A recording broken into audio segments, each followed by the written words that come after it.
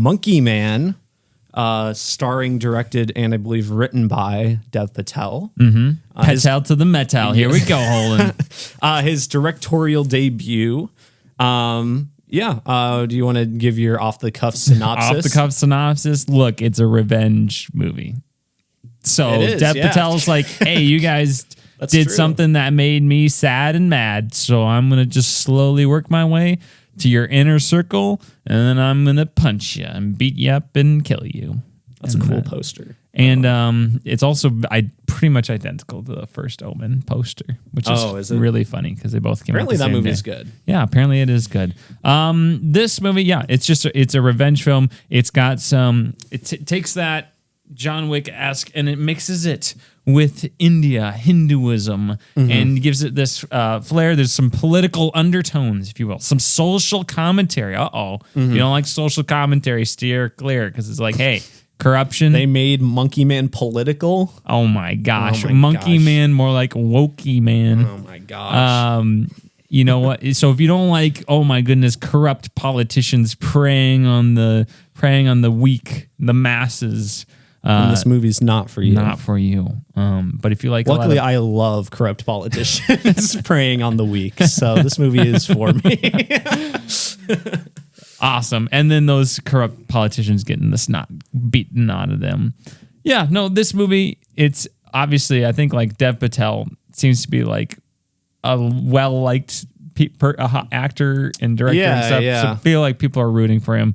I think this movie's okay. I was a little skeptical going in.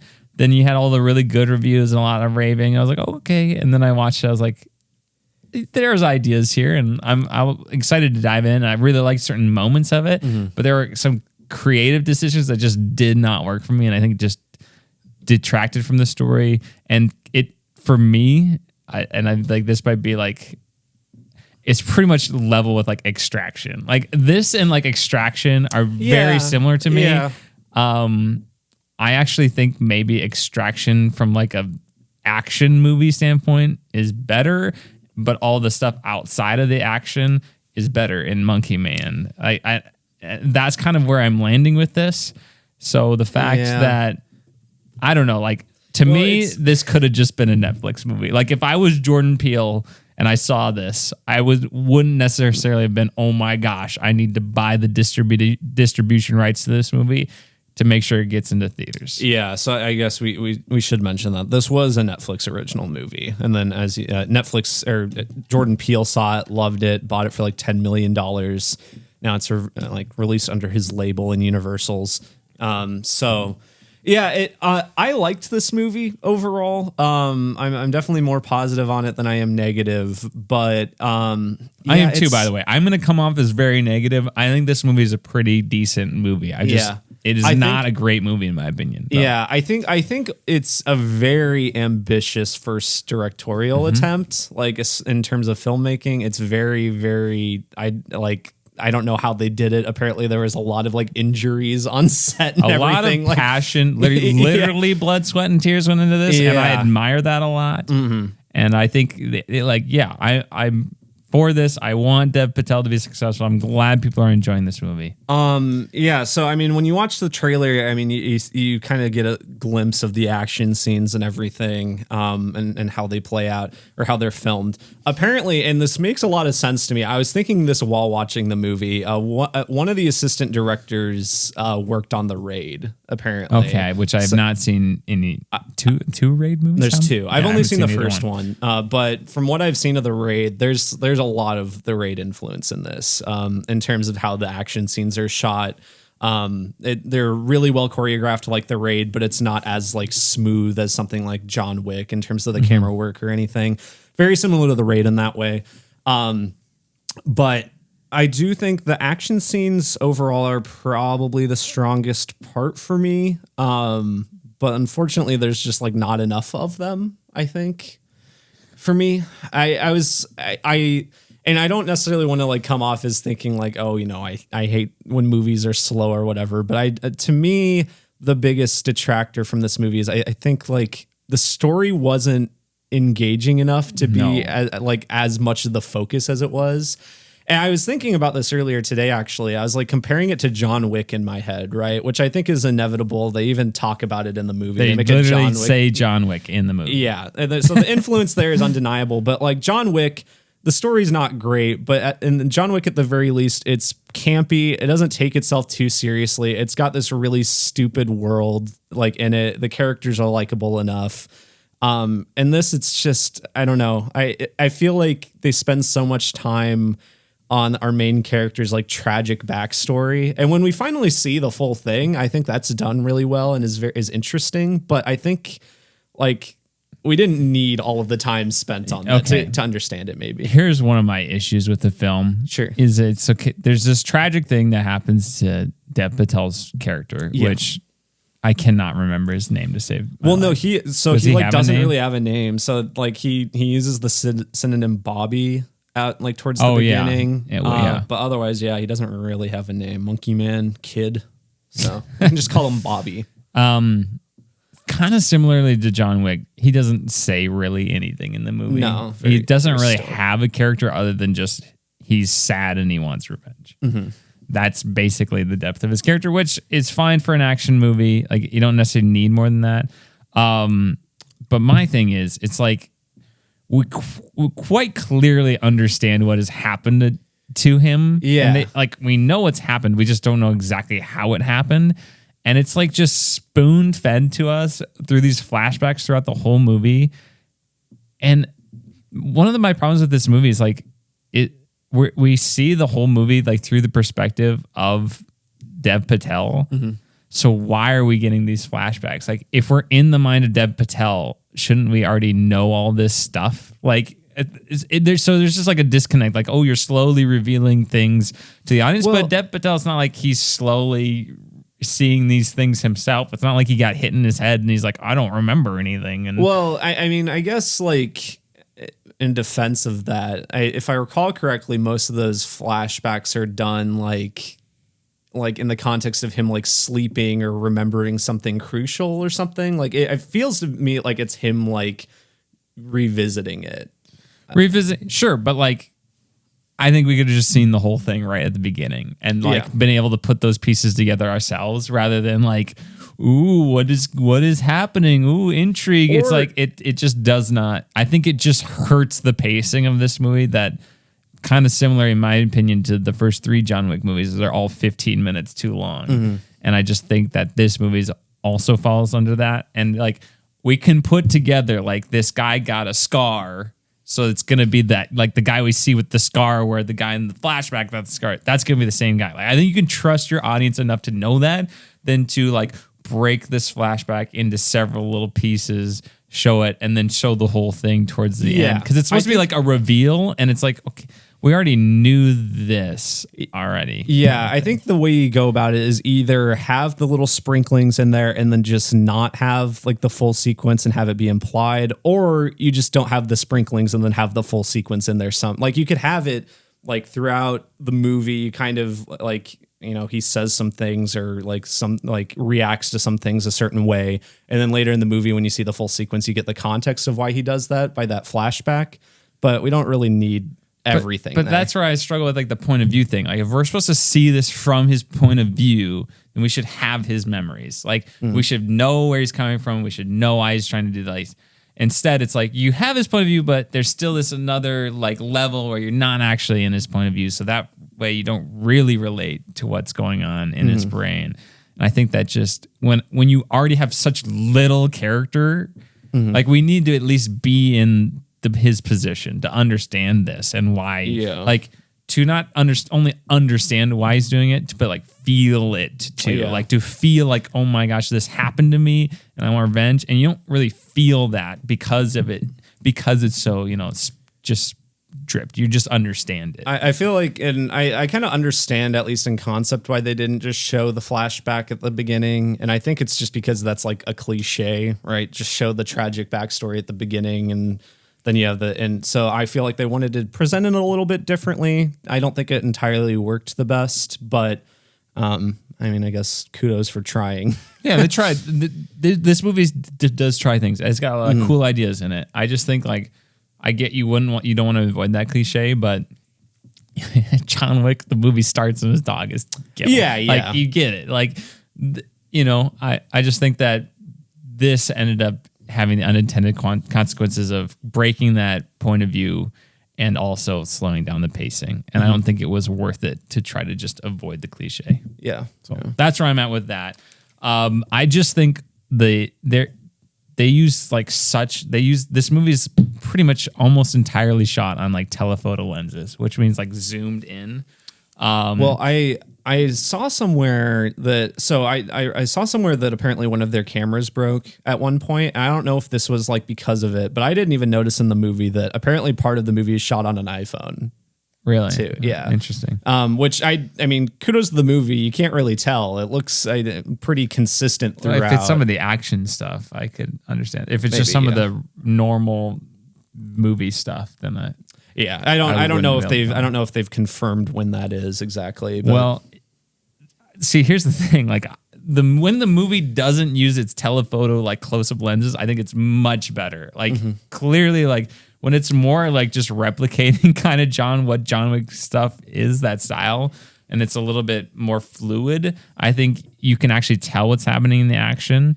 Whereas there are parts of this movie, it's like the action is cool, but I cannot really see it. Like it's either our screen was not good enough in our movie theater, which could play a part, but between it being really dark and just being very zoomed in with these telephoto lenses, I could not really see what was happening. See, that really only came into a problem for me when it was like anytime he was like running away from like something. It wasn't even necessarily during the actual combat, but it was like during the more exciting moments when he wasn't actually like throwing punches. I thought it like somehow got worse, and it didn't really make sense why it was worse than in the fighting.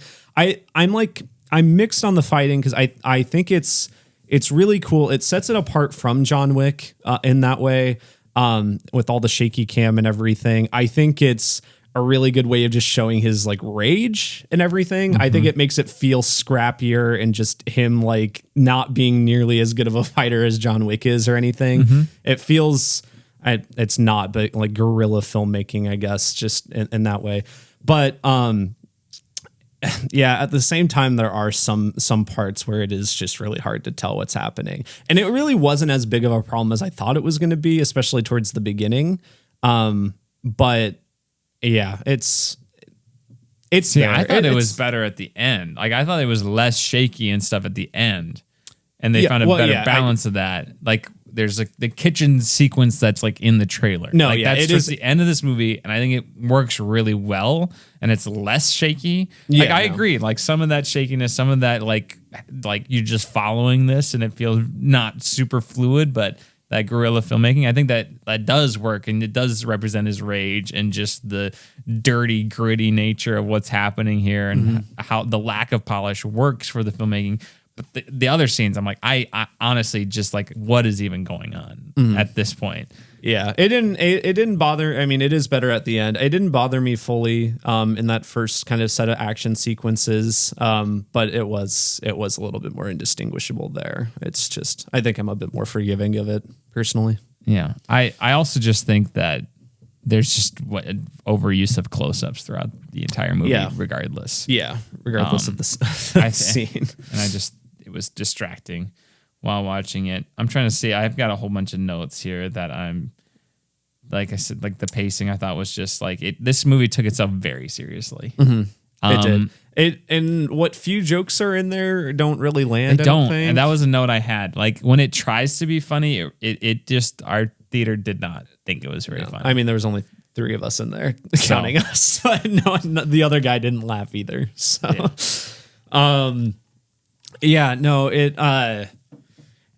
pacing wise, I had mentioned it to you afterwards. It felt it didn't really have like a traditional 3-act structure, or it didn't feel like it. It didn't really because like traditionally in a movie like this, if at the very least you'd have like 3 action sequences, in each act of the movie or whatever. But this movie, it's like there's only really 2. And because of it, it feels like it. I don't know. The structure of it just feels weird. It feels like it, because I honestly, we were getting close to that second like action scene towards the end of the movie, and I'm like, how long has it been? Is this like actually like just the second third of the movie that we're getting to? Is there like a whole other chunk after this? But no, it was the end. And you know, 3-act structure can be broken interesting ways, but I don't think it really helps this movie at all. I think it's a structure for a reason. It works. I think one of the main things that works for me is the mythology of this movie, the lore that goes on, the whole monkey man aspect of it, and the whole like infusion of like Hinduism and India's like history. I think really that's to me what sets this movie apart and what really works for it, because everything else is just kind of wooden. Like I don't know, it just feels a little bit like a B John Wick spinoff kind of thing. Like we tried to emulate John Wick and we're not quite as good. And that's what the rest of the movie kind of feels like to me, whereas this actually brings something in that John Wick doesn't have. I do think it's interesting that with like the full Indian like cast and everything, like, and the Dev Patel is like, he's so critical of like the Indian like government and those people in power in India and everything. I think that's very cool. Apparently it's seemingly kind of blocking this from getting an Indian release, kind of ironically, but yeah, I mean, I think that kind of whole aspect is good. The movie is very trans positive too, which I thought was cool. Wasn't necessarily expecting that. But yeah, I don't know. One of the other just cliche things that's in here for me is that we have a main character who is like just shows zero hesitancy to kill anybody except for like the biggest bad villains. Yes, that's like that is one of like just random people, just shoot them in the face or beat the crap out of them, and then like you get to the main villain, it's like, oh gosh, now I'm really like, do I actually want to do this? Yeah.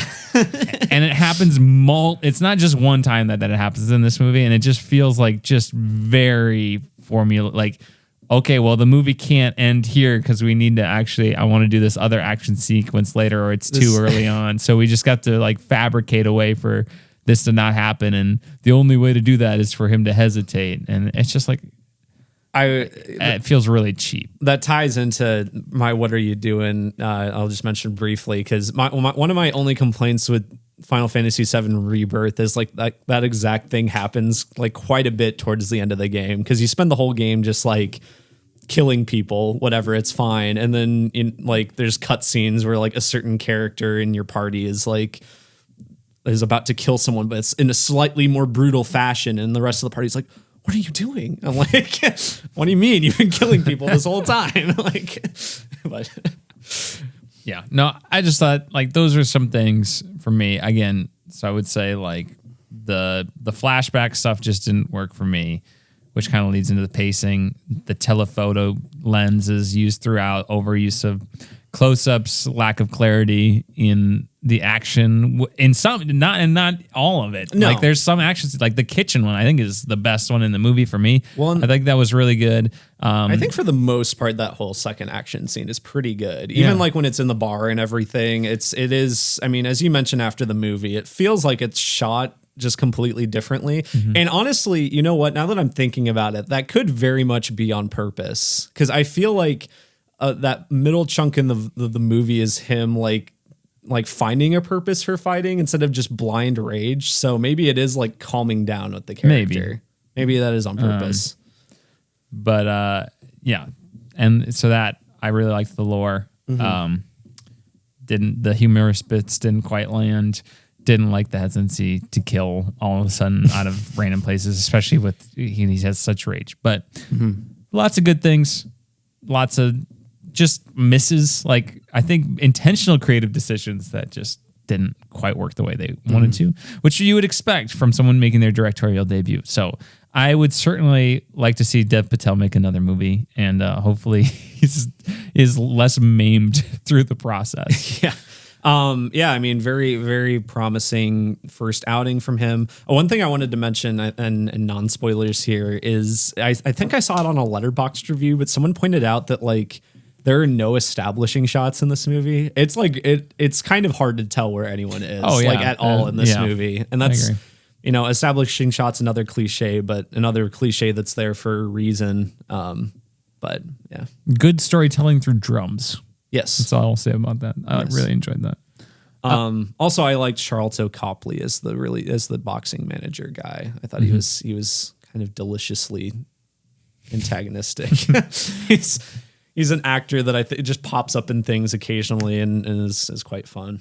Yeah. Look, this is going to be the trendy thing to like over Extraction, but I just feel like that's some letterboxed individuals smelling their own farts. And I think these movies are pretty similar. Yeah, I feel like I'm on even ground here. I think obviously Extraction 2 has that one incredible sequence that is better than probably anything in this, but I just as a whole that whole movie is not it's not. Good. and Extraction 1 the same way, but it's like, is this movie like amazing? I think it's got the pieces. I just don't think it was quite put together. Yeah. On paper, it should be better than Extraction. Yeah, I'd agree. Has a much smaller budget than Extraction. Yeah, they really stretched the budget here, and I don't know if that's just because it was filmed in. Well, I guess Extraction was filmed in India too, so I don't know. Maybe it's just because Chris Hemsworth is very expensive. Yeah. But yeah, no. Do you want to give it a rating here? Yeah. Probably like a 7. I think. Yeah. I'm sitting at a 7. I think there's a lot of good things in it, but not quite as great as I was hoping it was going to be. I was way hyped by the trailer. I know I was a lot more excited than you were, but yeah. Yeah. I thought it was all right. Let's see. Who's this movie for? I think, of course, if you like John Wick, I mean, why not? Why wouldn't you see it if you like Extraction? Film, yeah. Although I would say maybe just wait for it to go into streaming. Like, I don't think this is a necessarily gotta see it on the big screen. Yeah, not partially because it's like I think because it was on the big screen, I couldn't tell what everything was happening. Not as good as I think any of the John Wick movies. Yeah, I probably like all the John Wick movies more personally too. Okay. So there we go. That's our spoiler-free review of Monkey Man. So let's dive into some spoilers, get into some specifics about what we liked and what didn't work for us.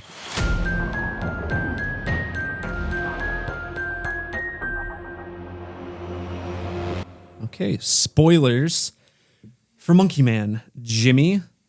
I think when he bites off that guy's nose. That's right. Takes a couple chomps. That's towards the end, right? Yeah, I think so. Just stood out to me. Yeah, he does that. He does it's in the trailer, but this stabbing the guy's throat with a knife. It's pretty good, or with the knife, but it's in his teeth. Yeah, that's a good bit. That's a pretty good bit. Yeah, that whole last kind of set of action scenes is very good. I mean, the stuff in the kitchen, some of that was shown in the trailer, but it's still all. I'm in a funny comparison. But when I talked about Kung Fu Panda 4, I had mentioned how good those movies are at using environmental stuff, and this movie is also like that. I feel like so much of the great kills and combat sequences come from just picking up something in the environment or shoving them into something. Which is what it should be, right? Yeah. I mean, that's what's going to bring variety to action sequences is what you bring to the choreography and what can you do with the environment. Like, it doesn't mean anything to have a fight in a kitchen if you're just punching each other. And I think that also sets it apart a bit from John Wick, because John Wick is so much more focused on just actual weapons or like, kung fu or whatever, or they're just fighting in a gallery with all these weapons in glass boxes, which is funny. But it's so much more focused on actual weapons. So having like makeshift weapons here, I think is a lot of fun, and there's a lot of creativity there. Yeah. So, I along with that, I liked in the bar kind of fight when he's shooting people with bottle rockets. That was pretty good. That was pretty funny. He takes the lady's hand or thumb off to get her thumbprint. That's right. Yeah, I forgot about that. There's the moment. I'm just looking through little moments that stood out to me. So we don't really take notes during the movie, but I think sometimes we'll go into the car afterwards and I'll just everything that's in my brain I'll just write down real quick. was the one bit that we thought we actually got a chuckle was when he's like about to fight that one guy and he just kicks him in the face. Yeah, in the boxing scene. Yeah, right before the climactic setup, kind of just setting the tone for okay, I'm gonna beat some. That was so good. And then I mean his subsequent fight with the big guy was quite good. Love just a smaller guy fighting a big guy. That's always just a good thing in movies. David versus Goliath. There we go. Here's just a continuity thing for me is like, how is Dev Patel just gorgeous throughout this movie until the end? Is really when he shows anywhere to like his face. Yeah. He gets the crap beaten out of him and he just looks fine when he shows up to work. That first sequence, especially, he is just, going through the ringer, blood everywhere, and he's just like fine. I feel like in the next shot, he's just a perfectly presentable waiter with burned third-degree burns on his hands. Yeah, you know what? That's true because I was thinking about that too towards the beginning of the movie, how we're introduced with him as being a boxer. And then he gets the job as a waiter, and he's just like, he's fine. I mean, super elegant. Yeah, I mean, I guess you don't necessarily. I don't think it necessarily shows how long it's been in between that boxing scene and him starting the job as the waiter. But I don't know. It presumes to be like it's very soon. Yeah, it doesn't seem like it's supposed to be that long. So, all right, here's some things I liked because I've been talking about a lot of things I didn't like. The dog stuff. I loved the dog. The dog was good. The very cute dog. I was upset there was no reference to the dog later on. In the I was hoping you'd adopt the dog. Where's the dog? I literally have a note that says, "Where's the dog?" I did like. I liked how that came into play with. That's how he ended up getting the whatever it was. His gun. The gun. He smuggles the gun in because he trains the dog. Yeah, that was great. That was very good. That dog should have bit some bad guys and got adopted. Should have been like a John Wick situation. Yeah, but not the dog doesn't get killed sort of thing. Well, honestly, I mean, maybe that's maybe that's just part of why they did make it more part of the movie is because like, well, that just increases the John Wick comparisons. Yeah. I don't know. But loved the dog stuff. I loved that was just really clever to do that as like here's like this guy's humanity and that's how it's like he's using it as a tool as well. The one lady was the hotel manager lady or not? The other lady. His prostitute lady, I guess. Whatever they'd call it. But yeah, she didn't really do anything in the movie, did she? She did. I don't know. She came to fight. There was a lot of just side stuff. There were certain side characters in this. I'm like, I don't like their purpose. I didn't really understand, especially her, I guess, is kind of the main one. I'm like, she has that little conversation with him in the alley that is just kind of short or whatever. But aside from that, I guess you can't handle seeing that, then you can't handle working here or something. Yeah. And then she, I guess, hits the hotel manager at the end. Yeah. But aside from that, I don't know. I mean, obviously, I think the idea where you're supposed to get is that it's going to be a love interest, but it's like somehow less interesting than that because she just doesn't really do anything. So I don't know. I guess maybe he's supposed to see parallels with her and his mother, perhaps. Maybe. And like seeing that stuff happen to her drives him crazy. And okay, yeah, that's interesting. Again, way to think about it, but it's a lot of this movie is very surface level. There's just not a ton of. There's depth to certain things and just not to others. It's like, well, why did we even like for a movie that could be shorter and could benefit from being trimmed up and simplified? Yeah, it's like maybe we just should have cut some of that aspect. Or either that or flesh it out, and the in between is kind of the where it just starts to bloat the movie and doesn't really add anything. She was all right. The drums guy was great. I loved drums guy. I think that was the one saving grace of the second act of this movie for me. that whole sequence with him punching the punching bag and everything to the drums was pretty great. I thought it was fantastic. It was almost like Kill Bill-esque to me. I don't know exactly why that is. Something maybe what like to her in the I've only seen Kill Bill once, it's like 10 years ago. But for some reason that reminded me of Kill Bill. I will say a lot of the older people in this movie look very similar. Because I thought like the main antagonist, like guru guy person, looked a lot like some of the characters in that temple.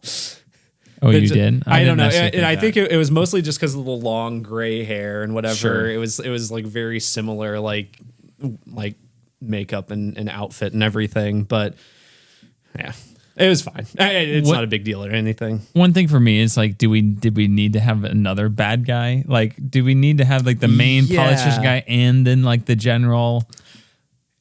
Yeah, because so and then he kills like the general's the guy who really does everything, but then it's like, well, you're kind of responsible for this, and you're kind of the leader of this political party or whatever.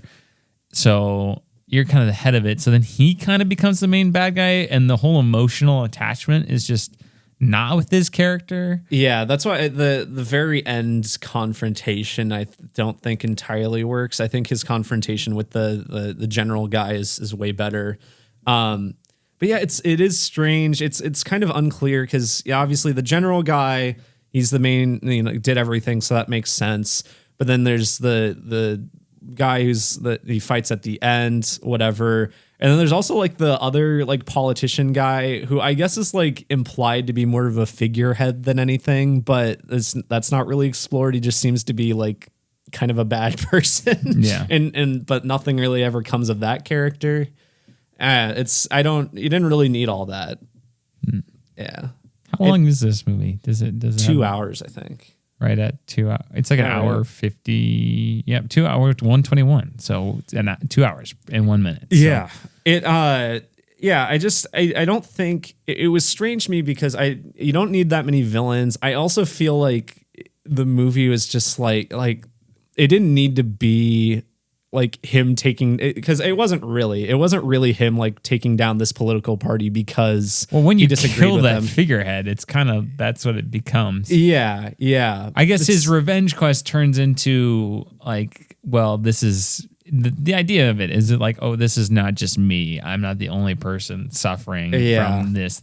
I'm just these people are being discriminated microcosm against. And this macrocosm. So then I'm cutting off the snake's head. Yeah. So I guess there's that aspect, but you can kill the big main guy at the end, but I would still save at least the general guy for the last, because that's the emotional payoff for our main character. At least they're different vibes. Like it was like the second one was more of like the conversation. Mm-hmm.